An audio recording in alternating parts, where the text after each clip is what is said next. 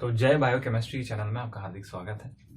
मेरा नाम है जय और मैं आपको अभी मोल कंसेप्ट में जितने जेई और नीट से रिलेटेड कंसेप्ट्स हैं, मोल की गणना कैसे की जाती है, मोल को कैसे कैलकुलेट किया जाता है, उन सभी चीज़ों को मैं सिखाऊंगा। आपको क्या लेना, आपको चीज़ों को नोट करना है, ठीक है, और समझते चलना, क्वेश्चन को ध्यान से समझना है, क्योंकि आपने अगर एक बार कंसेप्ट सीख लिया तो आप किसी भी क्वेश्चन को उड़ा देंगे। किसी भी पदार्थ का या फिर किसी भी मटेरियल का मोल निकाल सकते हैं। तो एनसीईआरटी में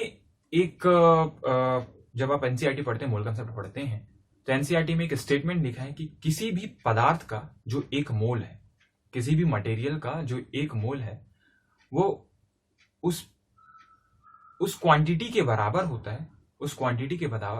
होता है, जितना आइसोटोप C12 के 12 ग्राम द्रव्यमान में, 12 ग्राम के वेट में जितने परमाणु होंगे, जितने एटम्स होंगे, जितने नंबर ऑफ एटम्स होंगे, उसकी संख्या के बराबर होते हैं।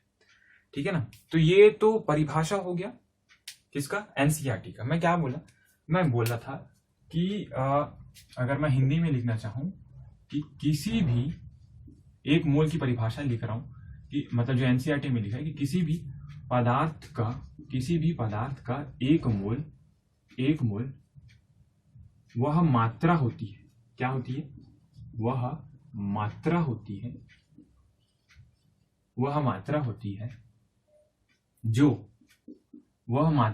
है जो आइसोटोप C12 के 12 ग्राम में उपस्थित परमाणुओं की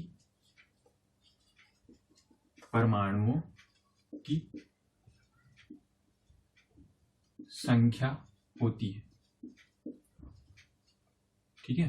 तो जितने जो C12 है, आइसोटोप C12, समस्थानिक C12 के 12 ग्राम में 12 ग्राम में उपस्थित परमाणुओं की संख्या ही एक मोल के बराबर होती है। ये एनसीईआरटी आपका बोलता है ना। तो संख्या, किसी पदार्थ का एक मोल वह मात्रा होती है जो आइसोटोप C12 के 12 ग्राम में उपस्थित परमाणु की संख्या होती है। ठीक है ना। ये तो हो गया डेफिनेशन एनसीईआरटी। बट हमको तो भाई क्वेश्चंस बनाने हैं ना, मोल कैलकुलेट करना है। ठीक है। तो मैं इसको रफ कर देता हूं, आप एक बार नोट कर लीजिए या फिर स्क्रीनशॉट ले लीजिए। फिर मैं आपको बताता हूं कि अगर मास दिया हो, वेट के टर्म्स में हम मोल कैसे कैलकुलेट करेंगे। अगर पार्टिकल, नंबर ऑफ पार्टिकल दिया है ना, अगर नंबर्स के टर्म में दिया तो कैसे कैलकुलेट करेंगे, और अगर वॉल्यूम के टर्म में दिया तो कैसे कैलकुलेट करेंगे। ठीक है। तो मैं एक बार बताता हूं आपको कि अगर वेट के टर्म में आपको कैसे कैलकुलेट करना है। तो अगर वेट के टर्म में, वेट यानी भार के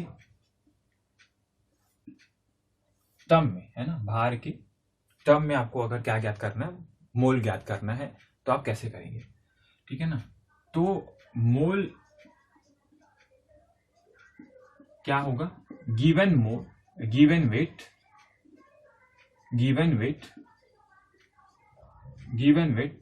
अपॉन मॉलिक्यूलर वेट, दिया गया भार, है ना, उस दिया गया भार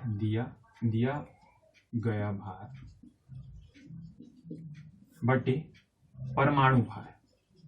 मॉलिक्यूलर वेट यानी परमाणु भार, है ना, मॉलिक्यूलर वेट यानी परमाणु भार। मॉलिक्यूलर वेट या फिर मॉलिक्यूलर वेट ही बोलते हैं, है ना, अणु भार जितना दिया होगा, या फिर परमाणु भार, है ना, मॉलिक्यूलर वेट।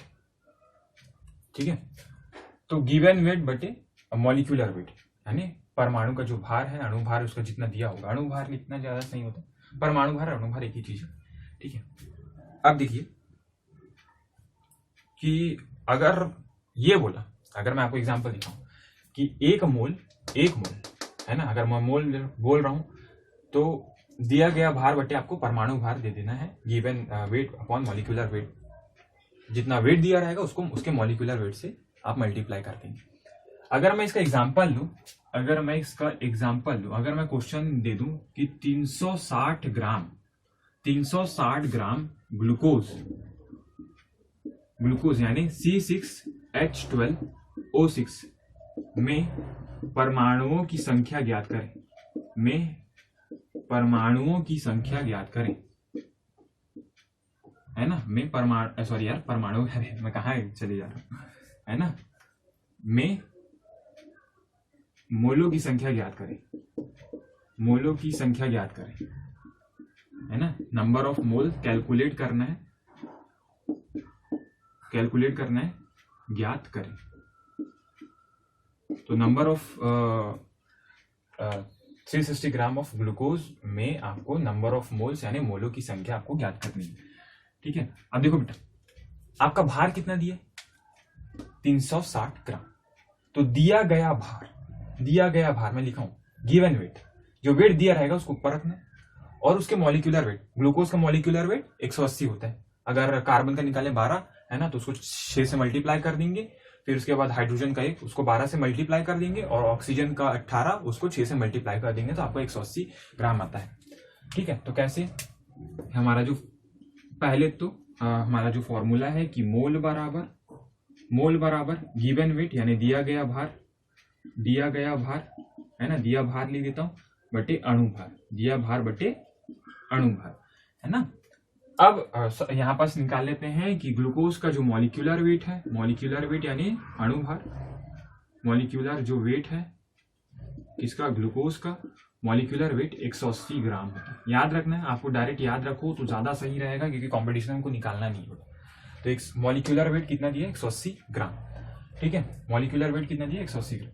ठीक है, तो अब गिवन मास जो गिवन वेट है वो कितना है, 360 ग्राम। ठीक है, तो अपन क्या करेंगे, 360 बटे मॉलिक्यूलर वेट कितना आएगा इसका, अणुभार, मॉलिक्यूलर वेट लिख देता हूं भाई,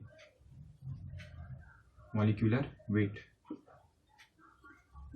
है ना, अणुभार इसका कितना आएगा, 180।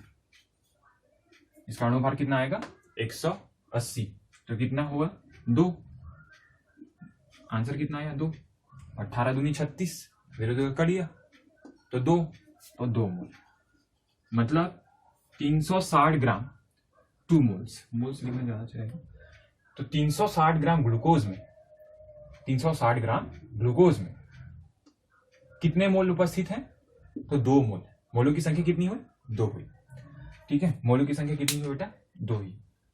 ठीक है, इसका एक बार स्क्रीनशॉट ले लो, फिर एक नया क्वेश्चन दिखाता हूं। ले लिए, अब देखो एक नया क्वेश्चन देखते हैं।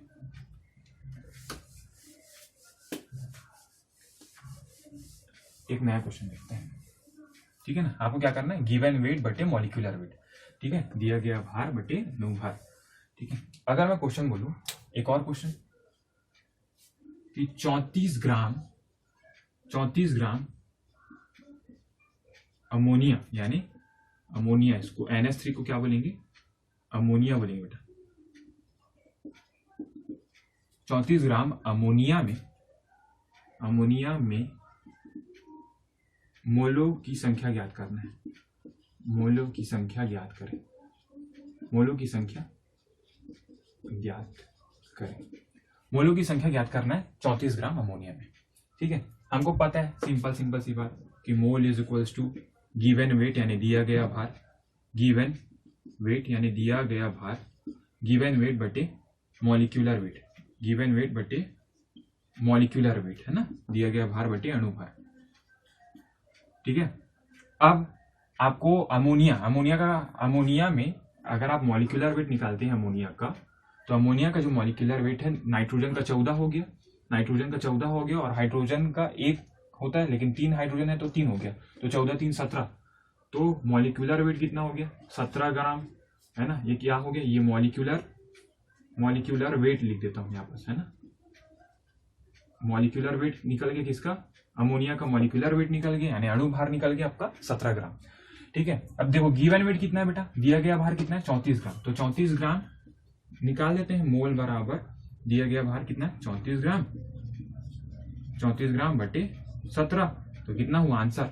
अगेन 2 मोल, 2 मोल मतलब 34 ग्राम अमोनिया में 34 ग्राम अमोनिया में मोलों की संख्या कितनी है? अमोनिया के 2 मोल आएगा, तो 34 ग्राम में 2 मोल होता है।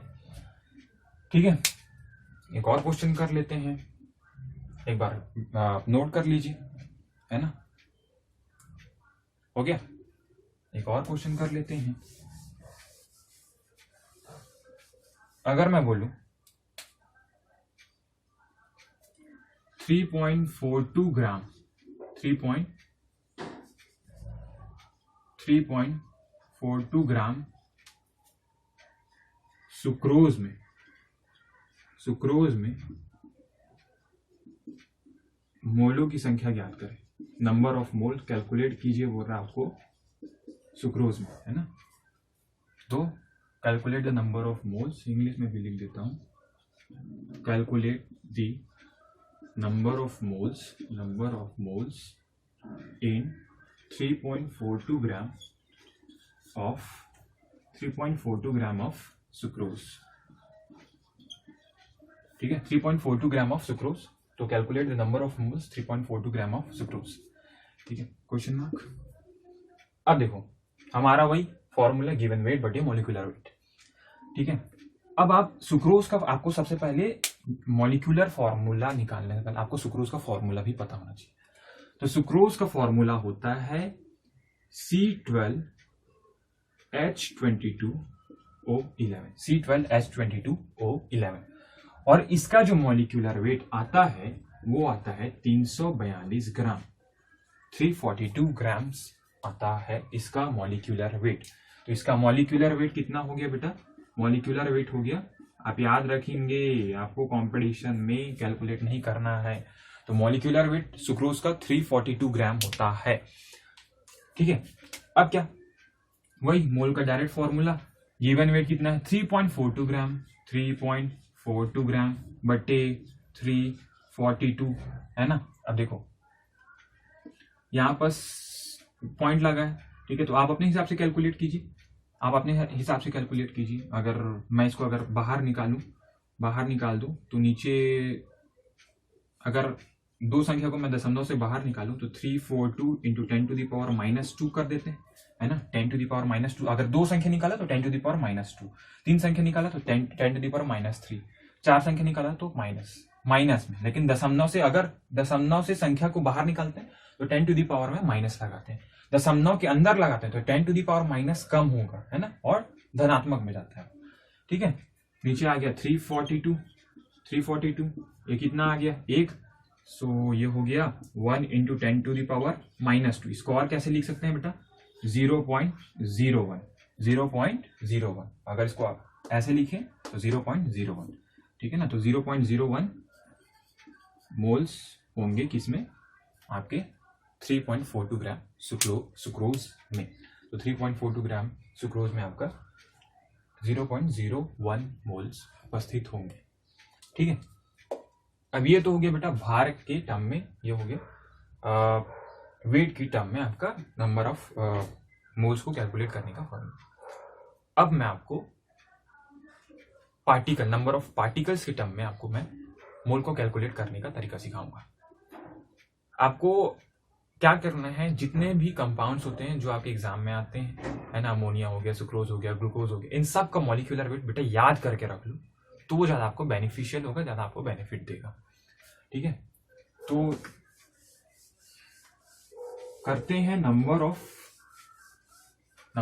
मोल्स, नंबर ऑफ पार्टिकल्स के टर्म में क्या कैलकुलेट करते हैं। ठीक है, तो नंबर ऑफ पार्टिकल अगर दिया हो, नंबर ऑफ पार्टिकल यानी कणों की संख्या के आधार पर, नंबर ऑफ पार्टिकल यानी कणों की संख्या के आधार पर, on the basis of number of particle, कणों की संख्या के आधार पर, कणों की संख्या के आधार पर, है ना, on the basis of number of particle.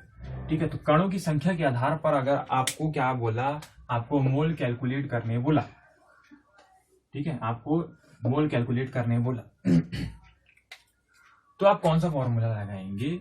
Number of वो पार्टिकल कौन कौन हो सकते हैं? एक तो मॉलिक्यूल हो सकता है, मॉलिक्यूल यानी अणु हो सकता है ना, एटम हो सकता है, एटम यानी परमाणु, और इलेक्ट्रॉन प्रोटॉन न्यूट्रॉन भी हो सकते हैं, इलेक्ट्रॉन प्रोटॉन न्यूट्रॉन भी हो सकते हैं। ठीक है, तो यहां पर जो मोल का फॉर्मूला होगा वो होगा मोल बराबर नंबर ऑफ पार्टिकल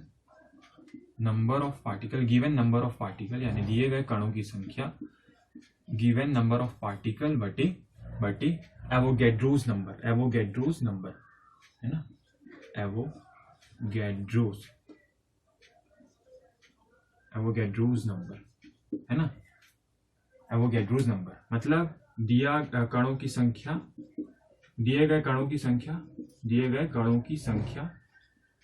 संख्या बटे एवोगैड्रो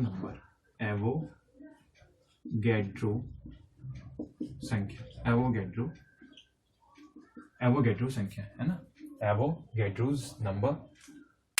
ठीक है, इसको और कैसे अगर मैं डायरेक्ट लिखना चाहूं तो इसको अगर आप ज्यादा डायरेक्ट याद रखें तो n यानी दिए गए कणों की संख्या बटे n नॉट क्या है बेटा? Avogadro's number. तो n is what? It is given number of particle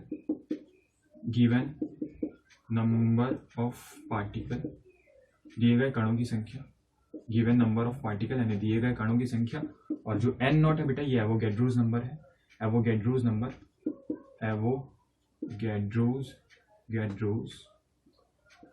number जो कितना होता है एवोगैड्रोस नंबर यानी n नॉट की जो वैल्यू है बेटा ये आपको याद रखना है, जो n नॉट की जो वैल्यू है ये होती है 6.023 into 10 to the power 23 6.023 into 10 to the power 23 6.023 into 10 to the power 23 क्या 6.023 इंटू 10 टू द पावर 23। ठीक है, अब मैं आपको एक और फैक्ट वाली बात बताता हूं कि हर एक मटेरियल का जो एक मोल है,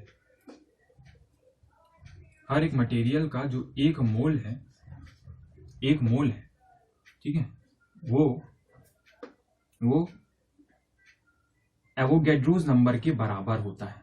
चाहे वो मटेरियल कोई भी सा क्यों ना हो, उसका एक मोल उसके एवोगैड्रोस नंबर के बराबर होता है। अगर मैं एक मोल अगर मैं गोल्ड की बात कर रहा हूं तो उसका मान भी 6.023 10⁻23 गोल्ड्स होंगे या एटम मॉलिक्यूल होंगे। अगर मैं सिल्वर की बात करता हूं तो भी एवोगैड्रोस नंबर यानी 6.023 10⁻23 के बराबर होगा। चाहे मैं हाइड्रोजन की बात करूं, अगर मैं बोला कि एक मोल हाइड्रोजन मतलब 6.023 10⁻23 हाइड्रोजन एटम्स मॉलिक्यूल्स मैं बोल सकता हूं। तो वो पदार्थ वो मटेरियल कोई भी हो, लेकिन उनमें कणों की संख्या अगर एक मोल, मैं बोला कि एक मोल में कितने कण होते हैं, तो एक मोल में जो नंबर ऑफ पार्टिकल है वो एवोगैड्रोस नंबर के बराबर होगा, है ना। तो एक मोल में चाहे वो कोई भी मटेरियल क्यों ना हो, उसका एक मोल उसके एवोगैड्रोस नंबर के बराबर होगा। ठीक है, उसका एक मोल एवोगैड्रोस नंबर के बराबर होगा। तो ये हो गया। ठीक है, अभी काम करते हैं, क्वेश्चन बनाते हैं। ठीक है, हो गया, स्क्रीनशॉट ले लो आप लोग। अब बनाते हैं क्वेश्चन।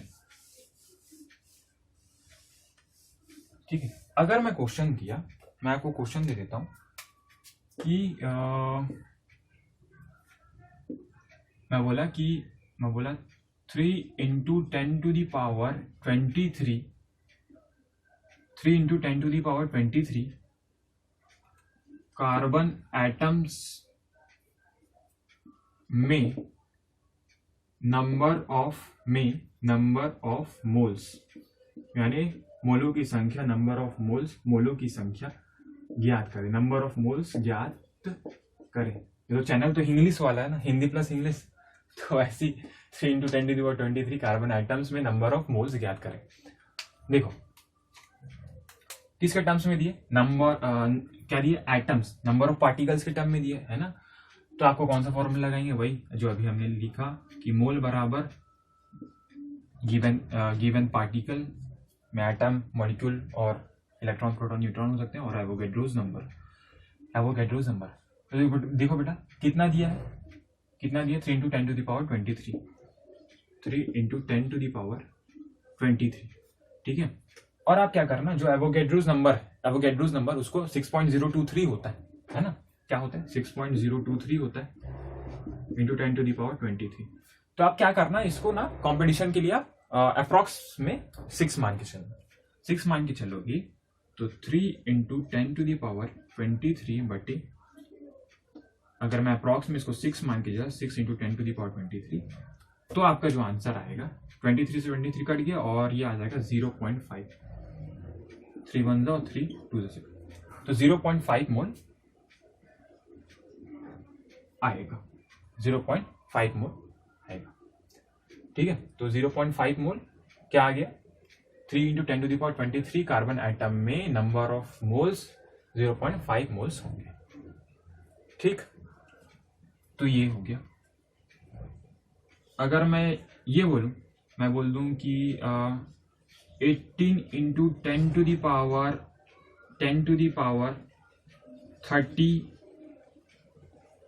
30 एटम्स में NH3 के कितने मोल है।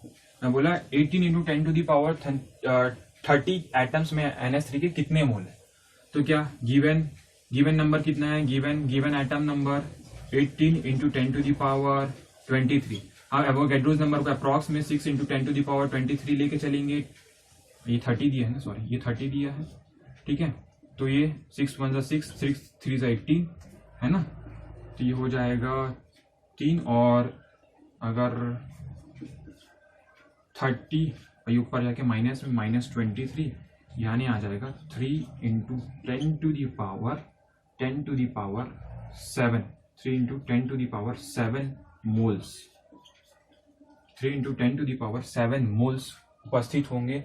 18 into 10 to the power 30 atoms में NH3 के कितने मोल होंगे, 3 into 10 to the power 7 moles होंगे, 3 into 10 to the power 7 moles होंगे, ठीक है।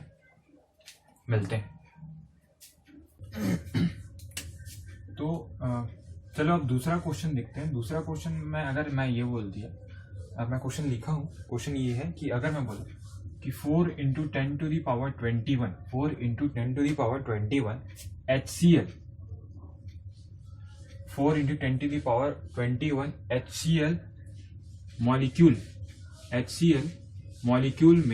HCl मॉलिक्यूल में नंबर ऑफ पार्टिकल मोल्स निकाल रहा है। नंबर ऑफ मोल्स आपको निकालने बोलेगा, नंबर ऑफ मोल्स आपको ज्ञात करने बोल रहा है। 4 into 10 to the power 21 HCl molecule में आपको नंबर ऑफ मोल निकालने बोल रहा है कि HCl के कितने मोल इतने पार्टिकल में या फिर इतने मॉलिक्यूल में उपस्थित है। तो वही फॉर्मूला कि mole is equals to number of particle upon Avogadro's number, ठीक है। नंबर ऑफ पार्टिकल कितना दिया आपका 4 into 10 to the power 21, 4 into 10 to the power 21 upon 6.023 10 to the power 23 क्या हो गया, पार्टिकल्स हो गए, ठीक है ना। अब तो मैं पहले ही बोल चुका हूं कि आपको 6.023 को 6 मान के चलना है, क्योंकि अपन को कंपटीशन में चीजों को अप्रोक्सीमेटली में निकालना, ताकि जो आसपास का आंसर है उसको हम लगा सकें, ठीक है। तो ये क्या हो जाएगा, ये हो जाएगा 3 और ये हो जाएगा 2, तो ये हो जाएगा 0.66 इंटू 10 टू दी पावर 21 और 23 ऊपर में आके -23 बन जाएगा, है ना। माइनस क्या बन जाएगा, 23 बन जाएगा, -23 बन जाएगा, ठीक है ना। यही बोल रहे थे ना, हाँ -23 बन जाएगा। तो जो आंसर है वो आएगा 0.66 इंटू 10 टू दी पावर -2, या फिर ये जो पॉइंट है इसको इधर इस 6 के बाजू में लाते हैं, है ना। इस पॉइंट को अपन अंदर लाते हैं तो 6.66 हो जाएगा, 6.66 है ना, इंटू एक पॉइंट को आपने क्या किया, अंदर किया, तो ये जो माइनस है वो बढ़ जाएगा, एक संख्या अंदर लाया तो एक माइनस बढ़ जाएगा, -2 से -3 हो जाएगा। तो 6.66 10 टू द पावर -3 आपको क्या मिले, आपको मोल्स मिले बेटा, आपको मोल्स मिले, इतने मॉलिक्यूल HCl में आपको 6.66 10 टू द पावर -3 मोल्स आपको मिले। इतने मॉलिक्यूल में HCl के इतने मॉलिक्यूल में इतने मोल्स उपस्थित हैं, ठीक है ना। तो ये तो हो गया जब आपको नंबर ऑफ मोल्स पार्टिकल के टर्म्स में दिया हो, है ना। अब अगर गैस या वॉल्यूम है तो हम कैसे ज्ञात करेंगे, उसके बारे में हमको दिखना है, ठीक है। यदि बेटा गैस या मॉलिक्यूल दिया, बोला है कि 20 लीटर गैस में, हाइड्रोजन के 20 लीटर गैस में कितने मोल उपस्थित हैं, तो वहां पर कैसे कैलकुलेट करना है। तो अगर वॉल्यूम के टर्म्स में अगर हमको नंबर ऑफ मोल्स निकालने बोले, है ना, वॉल्यूम्स के टर्म्स में हमको अगर नंबर ऑफ मोल्स को अगर निकालने बोले, है ना, वॉल्यूम्स के टर्म्स में यानी आयतन, है ना, वॉल्यूम्स के टर्म्स में अगर हमको निकालने बोले तो हम कैसे निकालेंगे, वॉल्यूम्स के टर्म्स में कैसे निकालेंगे। तो वॉल्यूम्स के टर्म्स में आपको नंबर ऑफ मोल कैसे निकालना है, तो मोल बराबर होगा दिया गया आयतन लीटर में, है ना, और 22.4 लीटर से आपको भाग देना है। तो दिया गया आयतन, ये जो VL है, ये क्या है, VL क्या है, given volume in litre, given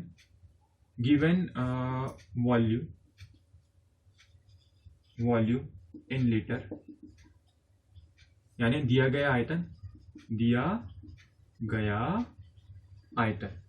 ठीक है, किसमें है बेटा, लीटर में दिया होगा, ठीक है ना। और 22.4 लीटर से आपको भाग दे देना है, 22.4 लीटर से आपको भाग दे देना है। 22.4 लीटर से अगर आप भाग दे देते हैं किसी भी गैस या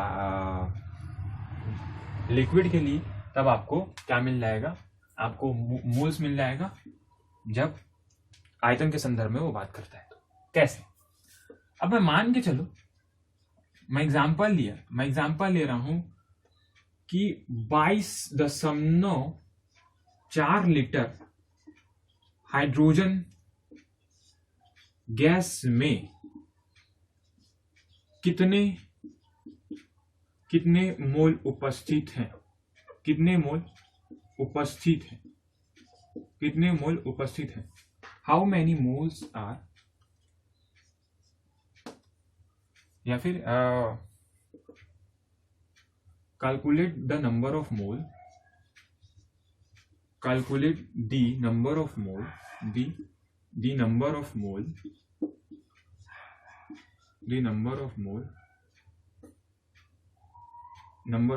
in 22.4 लीटर,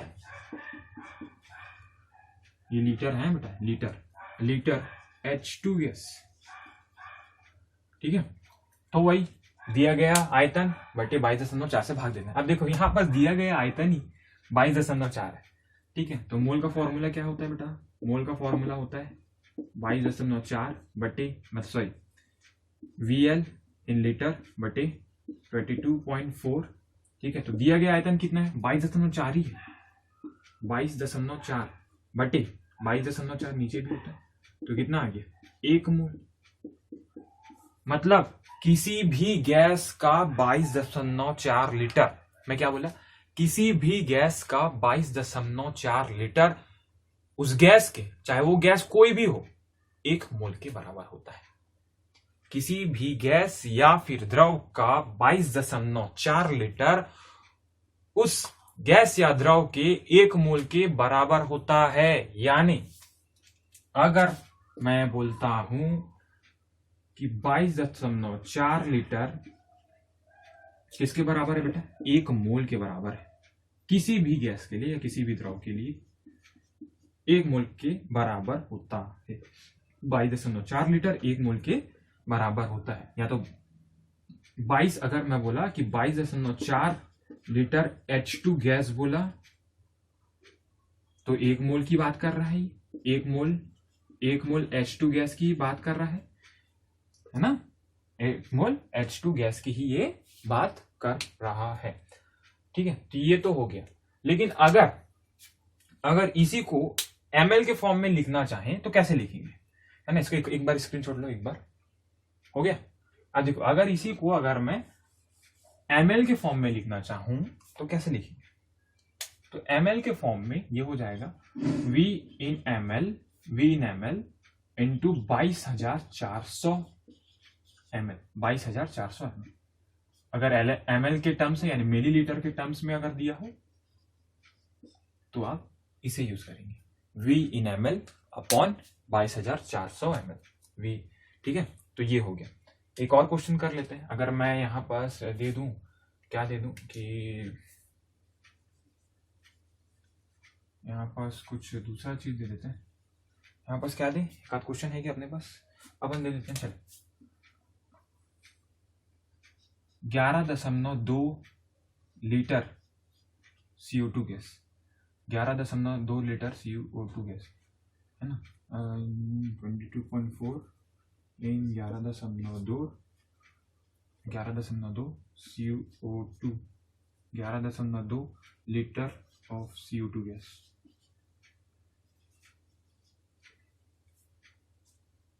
ठीक है, तो क्या होगा बेटा, वही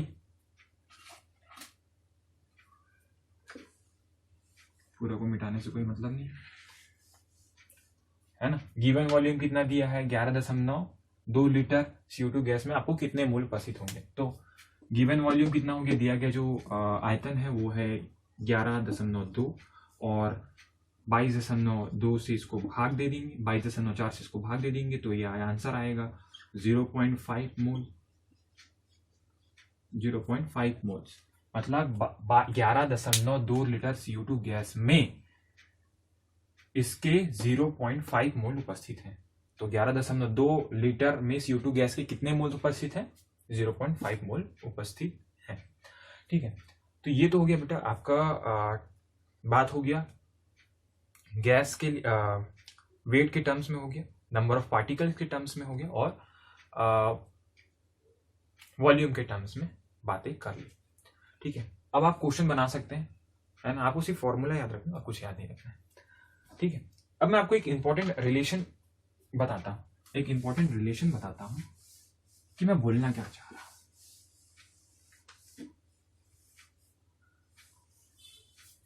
कि आपको मैं बोला कि एक पदार्थ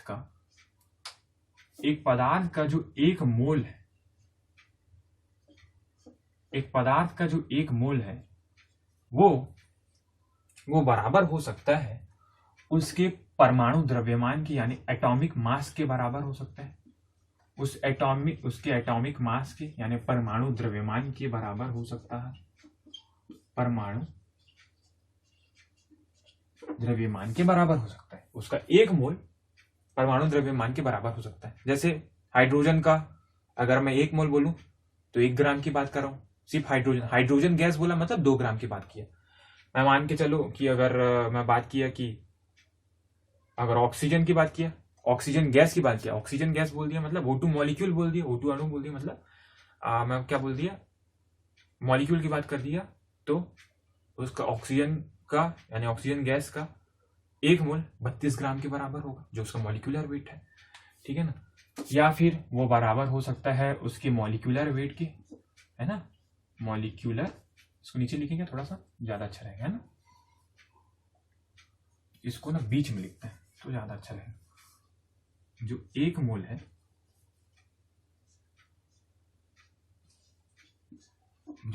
है, वो उसके एटॉमिक मास के भी बराबर हो सकता है, वो मॉलिक्यूलर मास के भी बराबर हो सकता है। मॉलिक्यूलर मास यानी अणुभार के भी बराबर हो सकता है ना, अणुभार के भी बराबर हो सकता है। ठीक है, तो जो एक मोल है वो एटॉमिक मास के बराबर हो सकता है, हो सकता नहीं, होता है। मॉलिक्यूलर मास यानी अणुभार के बराबर होता है किसी भी तत्व की, है ना।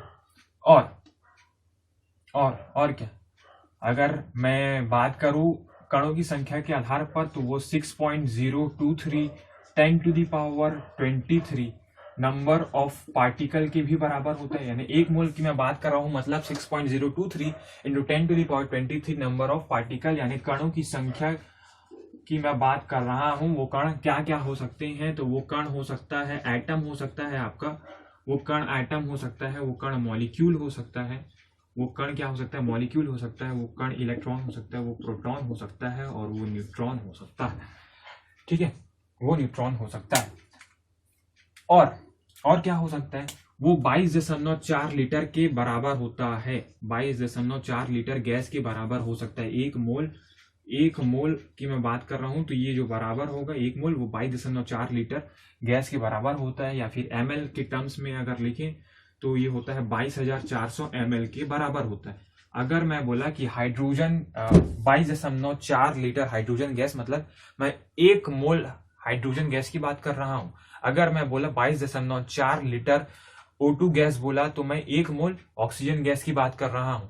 अगर मैं बोला 44.8 लीटर 8 लीटर NH3 गैस की अगर मैं बात कर रहा हूं, मतलब मैं 2 मोल किसकी बात कर रहा हूं, मैं अमोनिया की बात कर रहे हैं, NH3 की बात कर रहा हूं।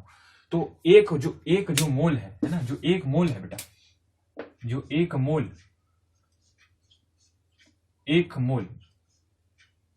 किसके किसके बराबर हो गया, वो एटॉमिक मास के भी बराबर हो सकता है ना, वो एटॉमिक मास के भी बराबर हो सकता है, वो मॉलिक्यूलर मास के भी बराबर होता है, वो एवोगैड्रोस नंबर के भी बराबर हो सकता है, और वो होगा 22.4 लीटर या फिर 22,400 ml। किसके लिए होता है ये, गैस और लिक्विड के लिए अपन बात करते हैं।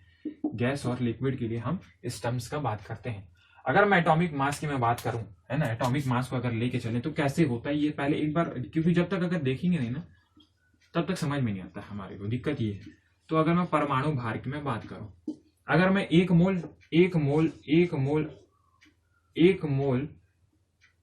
मोल सोडियम की अगर मैं बात करता हूं, एक मोल सोडियम मैं बोल रहा हूं, मतलब सोडियम के परमाणु द्रव्यमान, यानी सोडियम का परमाणु द्रव्यमान कितना होगा, एटॉमिक मास उसका, सॉरी हाँ, उसका एटॉमिक मास कितना होता है 23 ग्राम, है ना, 23.5 ग्राम होता है सर, है ना, 23 होता है, सॉरी 23 ग्राम होता है।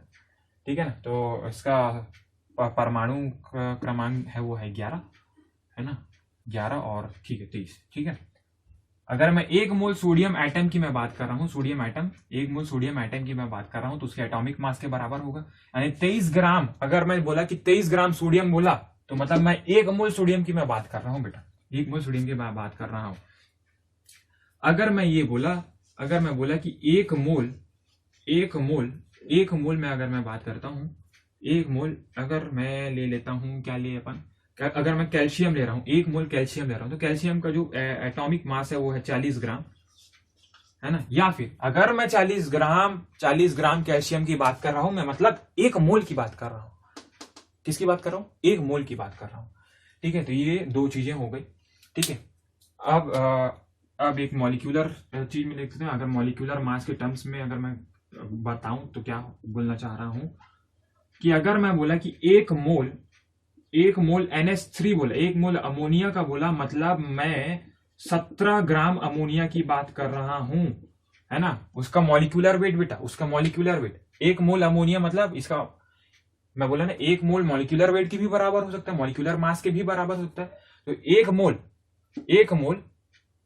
जो एक मोल है अमोनिया का अणु भार कितना होगा, नाइट्रोजन का 14 और 3 17, तो 17 ग्राम अमोनिया की बात कर रहा हूं। या फिर अगर मैं 17 ग्राम अमोनिया की बात कर रहा हूं, मतलब मैं एक मोल की बात कर रहा हूं। ये सबसे बड़ा चीज है बेटा, है ना, ये सबसे बड़ा चीज है। ठीक है, अगर मैं बात कर रहा हूं कि एक मोल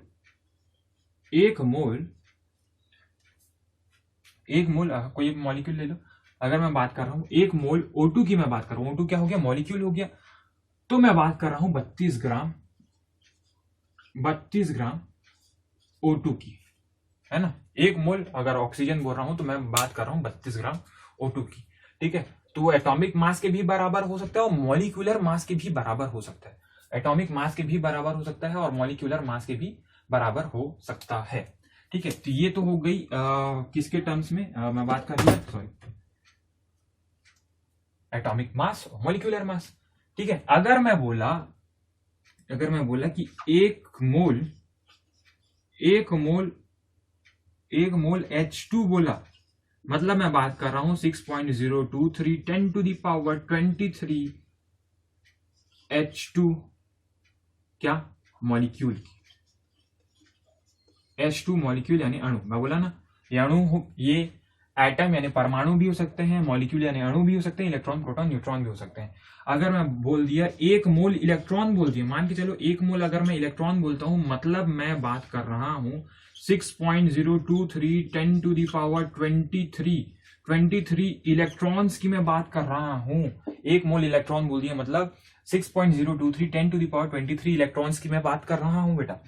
अगर मैंने बोल दिया एक मोल अगर मैं बोलता हूं एक मोल किसको ले ले, एक मोल अगर मैं मैग्नीशियम की मैं बात करता हूं तो एक मोल मैग्नीशियम की बात कर रहा हूं, मतलब 6.023 10⁻23 मैग्नीशियम एटम्स की मैं बात कर रहा हूं, मैग्नीशियम एटम्स की मैं बात कर रहा हूं, मैग्नीशियम परमाणु की मैं बात कर रहा हूं।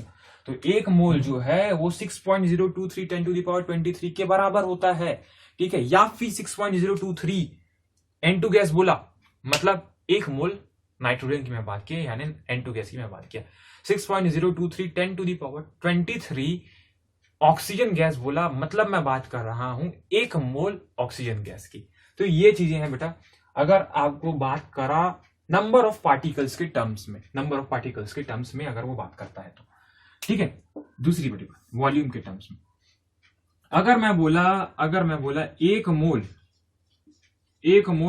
H2 गैस बोला, एक मोल H2 गैस बोला, मतलब मैं 22.4 लीटर H2 गैस बोला, ठीक है। अगर मैं बोला एक मोल N2 गैस बोला, मतलब मैं बात किया 22.4 लीटर N2 गैस की मैं बात कर रहा हूं, ठीक है। तो 22.4 लीटर एक मोल के बराबर होता है, ठीक है बेटा। तो समझ गए ना आप कि मॉलिक्यूलर एटॉमिक मास के भी, मॉलिक्यूलर मास के भी 6.023 10⁻23 एटम्स और 22.4 लीटर या फिर 22,400 ml gas liquid atomic mass, molecular mass, the terms of the number of particle and the gases, volume के टर्म्स, ठीक है। तो ये हो गया आपका बात, एक मोल का मतलब क्या क्या होता है, क्या क्या होता है, atomic mass, molecular mass, 6.023 10⁻23 number of particle और 22.4 लीटर गैस, ठीक है। आगे बढ़ते हैं, ठीक है। तो अब आगे बढ़ते हैं, अब एक रिलेशनशिप की, हाँ इसका स्क्रीनशॉट ले लो ना, ले लिए, ठीक। अब देखो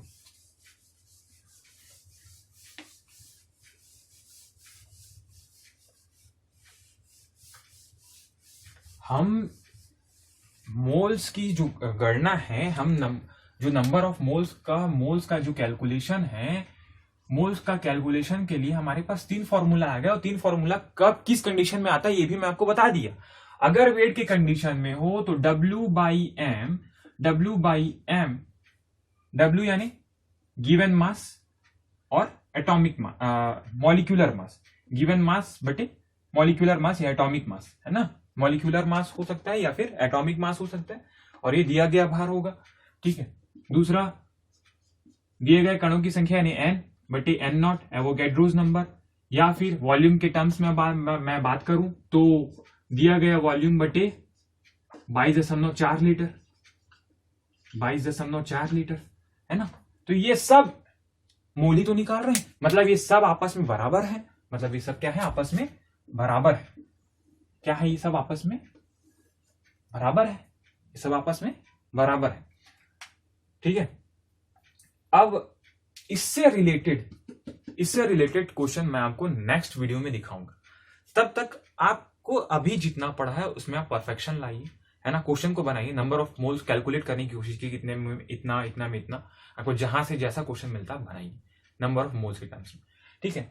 फिर मैं आपको नेक्स्ट लेक्चर में अगर मास दिया हो, अगर उसका भार दिया होगा, बोला कि 20 ग्राम में कितने परमाणु होते हैं, तब आप कैसे निकालेंगे, वो इस रिलेशन से निकालेंगे। अगर आपको बोल दे कि 50 लीटर H2 गैस में 50 लीटर H2 गैस का कितना भार होगा, तो आप इधर वाले में कूदें। ठीक, तो वो रिलेशन अपन नेक्स्ट लेक्चर में अपन करेंगे, क्योंकि आज के लिए थोड़ा ज्यादा हो जाएगा लेक्चर, है ना, क्योंकि हमारे ब्रेन को हमको समझ के पढ़ाई करना होगा। दिक्कत क्या है दोस्त, पढ़ाई तो कर रहे हैं लेकिन यहाँ जाना इंपॉर्टेंट है, यहाँ जाना इंपॉर्टेंट है। आप लेक्चर में लेक्चर डाल, यहाँ नहीं घुस रहा तो कहीं नहीं घुस रहा। तो सबसे ज्यादा इंपॉर्टेंट है, इसको समझते हुए आपको पढ़ाई करना बहुत जरूरी। ठीक है, तब तक के लिए इस लेक्चर को कंप्लीट कीजिए, नोट्स बनाइए और सवालों को बनाइए। ठीक है, तब तक मिलते हैं नेक्स्ट लेक्चर में, और इससे रिलेटेड बेहतरीन क्वेश्चन अपन नेक्स्ट लेक्चर में करेंगे। ठीक है, तो मिलते हैं दोस्त, बाय बाय।